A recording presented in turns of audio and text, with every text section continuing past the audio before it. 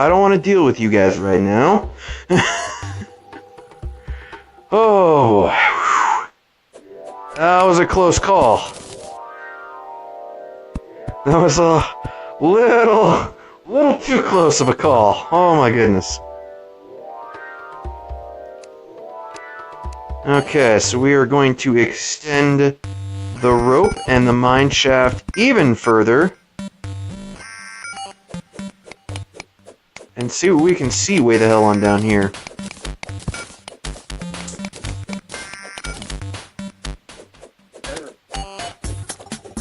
Ideally, I would like to find my way down to hell here before long. That way I can just like direct all of the unwanted water over there. And that would make it very... Oh, wow, that's a lot of lead.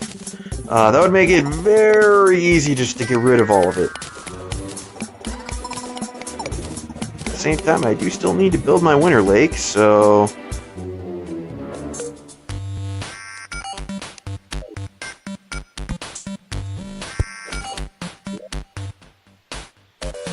I probably won't do that immediately, and the whole reason why I brought these bombs was in case I happened to reach any area that I couldn't mine my way through. Ooh. Okay, this poses a little bit of a problem. It would seem I have to go through the spider den. My mine shaft. I thought my mine shaft was just going to be, you know, close to the spider den. I didn't realize it was actually going to go through it, but I think I can still manage to do this without actually having to fight any of the spiders.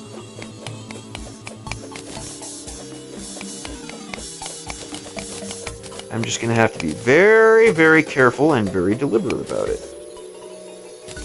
So...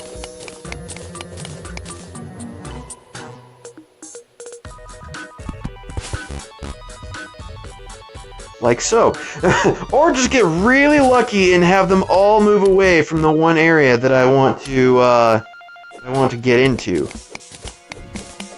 Exactly the moment when I decide to build the wall of the mine shaft there. That being said, only one layer of wall kind of scares me with all those spiders there. I know this really doesn't make any difference, but it makes me feel better about it, okay?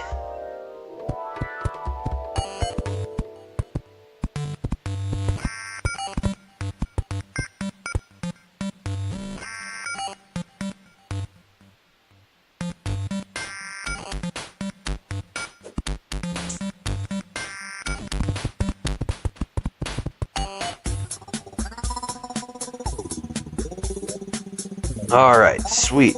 So, I am...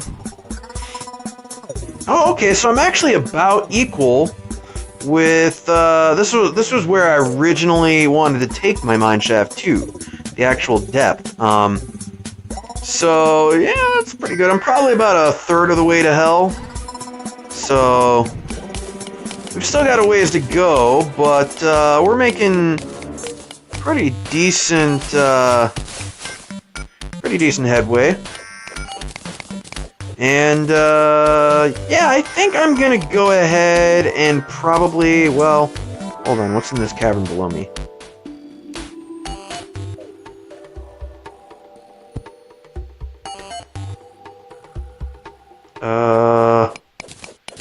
Hopefully not death and destruction.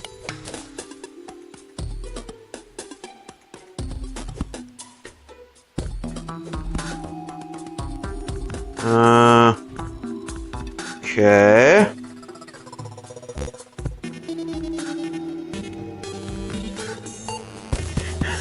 I mean, this session's gonna be all about the exploration for sure. I'm a little bit wary though. Hell is that up there?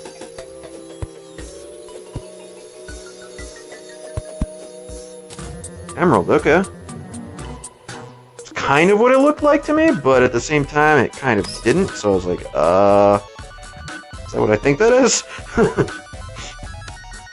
I'm also a little, I'm a little, wary about doing a whole lot of exploration with a giant cavern below me. I have no idea how deep it is or what's below me. Especially since I don't have double jump. I really would like to get double jump before I go down too far. But I don't remember where I got it last time, so I don't know where I might be likely to get it this time. Oh, wow, that is a wide open canyon. Okay. Yeah, that's not a chasm, that's a canyon. Good God.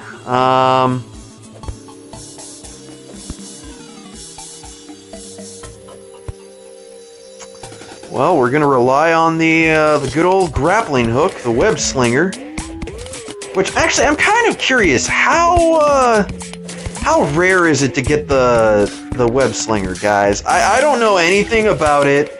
I didn't bother to look up anything about it, but like a lot of people, they have to work so hard to get like grappling hooks, and they gotta craft them, and a lot of times they'll make them out of or they'll make like a jeweled hook or whatever out of the topaz or emeralds or whatever, in order to get their grappling hooks. And I just found this thing, and I have no idea if it's like tremendously better than some of the other grappling hooks, or if it's like worse or what. I have no idea. But it has been amazingly helpful, especially recently, as I've started to use it more.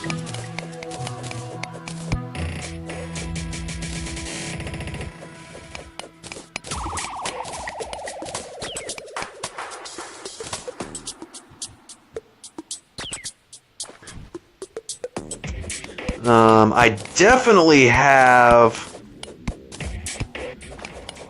enough tungsten now to probably go... Actually, how much tungsten do I have? Tungsten ore. 129. Damn! I've got enough tungsten ore probably to make 30 or 40 bars. I can't remember if it takes 3 ore or if it takes 4 to make a bar. It's probably 3, right?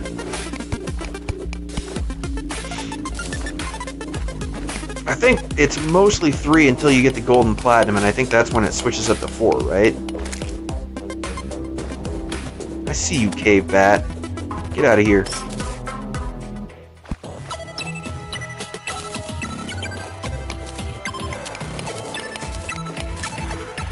Now the question here is, if there was a boulder trap set up over here, there must be something worth setting up a trap for, right? So, what is that something? Oh, there's another boulder trap. Good God.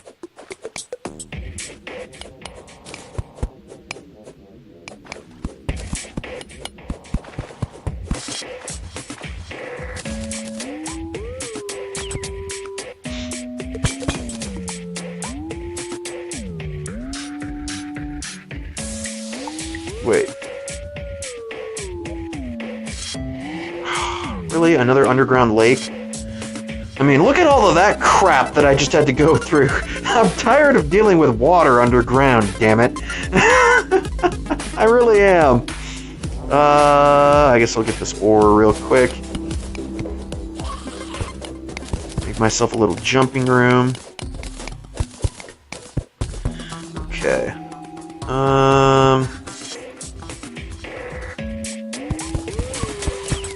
Guess I'll go this way.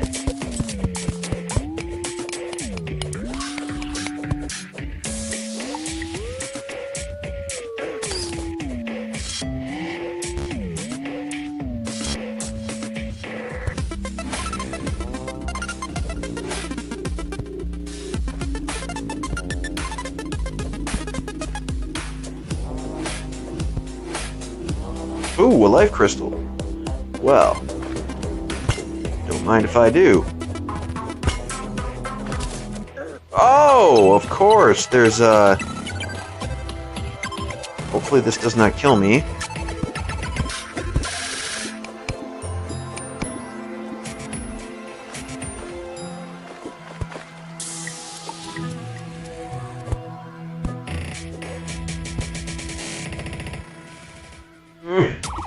Just doesn't quite reach. Alright, what's up, ladies and gentlemen? You might be wondering what is up with the dramatic cut and the differences in my item bar. Well, my last, this is actually a different recording session than the, last 8 to 10 minutes of video or whatever this is going to end up being. My last recording session actually ended up getting cut short because my battery was about to die. So my recording program just kind of decided to stop all on its own, which I'd never gotten down to 5% battery while recording, so I had no idea that it would do that. But now I do, so apparently it'll do that. Anyways, I have done a couple of things off camera, not a whole hell of a lot, but you can see the main difference is that I have created these wooden platforms with campfires on them. And you might be wondering, well, what the hell is the point of this? This is going to be in preparation for fighting the Eye of Cthulhu. I had enough platinum ore from all of my last recording session to go ahead and make the platinum bow, which, as you can see, has 13 range damage, which is pretty nice. The platinum broadsword only has 15, so it's actually about on par. But what you have to remember about bows is the damage that they actually do isn't just from the bow. It's the bow plus the ammo. And as you can see, I have made a shitload of fire arrows. And let me restack these. So yeah, I have a shitload of these flaming arrows.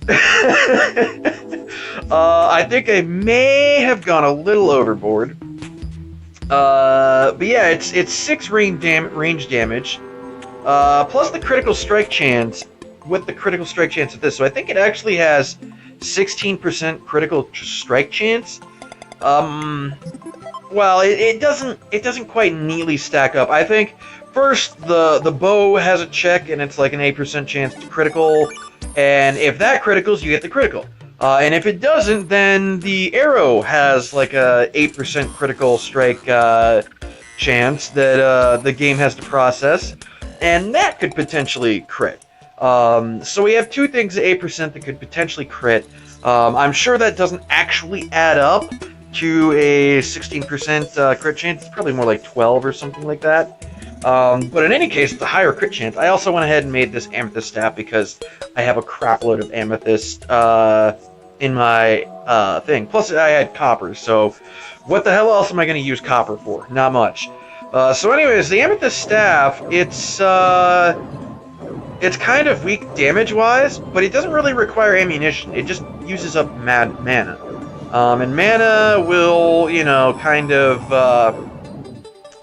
it'll, replenish itself over time, so I don't have to worry about that. And apparently getting hearts can just, instantly refill your mana. But you can also see it's a pretty slow fire rate, and if I was going to use this against a reasonably fast-moving boss, I would have to not only aim extremely accurate, but I would have to, and I can also, within the radius of my character, I can also kind of just tap on the screen where I want it to shoot. Oh, I'm out of mana.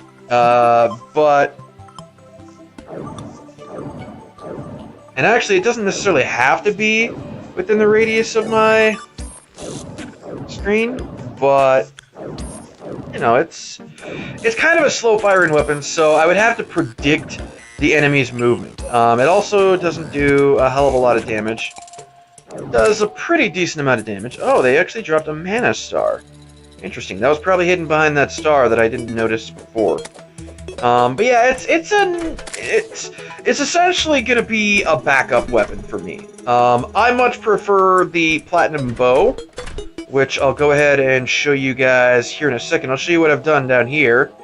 I have gone ahead and, well, first of all, yeah, I'll explain what that rail is doing there in a bit. But I've gone ahead and made these. Oh God, maybe I shouldn't have the bow out for that. But I've made these doors, and you might be wondering, well, what the hell is up with these doors? You may notice that there are some things growing on the ground here. I've kind of gone ahead and made a, I've used these upper tunnels to make kind of a self-contained farm, where I can farm up various plants. In this case, it is Daybloom. Now, a lot of people will say, you know, oh, if you want to farm up plants and stuff, you should, you have to make pots and whatnot for them. And that's not entirely accurate. You don't have to do that. All you need is a place for them to grow. Now that I've kind of explored these tunnels, I mean, well, I haven't taken them all the way over here, but you can see that these tunnels are mostly just going to be up in the air, to be perfectly honest, until I get over to the winter biome and all of that stuff over here. It's mostly going to be up in the air, so there's really not much left for me to explore at this elevation for these particular tunnels. So I thought, well, why don't I just put them to good use and grow some plants down here? And that's exactly what I've been doing. I've just been growing a whole bunch of Daybloom in there. So yeah, I just got 21 seeds. I got 11 Daybloom. That's pretty nice. Let me go ahead and quickly replant these. I like to try to replant them in a somewhat spaced out manner. I don't have anything real specific like I was doing with the trees up top, where I was constantly planting those like 5 tiles away from each other. But I don't know exactly what kind of spacing these plants require in order to grow properly. So I'm just kind of experimenting, throwing stuff down, and I'm seeing if it will work. And hopefully this will be sufficient. There's a couple that are planted right next to each other, and honestly that's because of some screw-ups on my end, so kind of disregard those. You also may have noticed that my walls look a little different.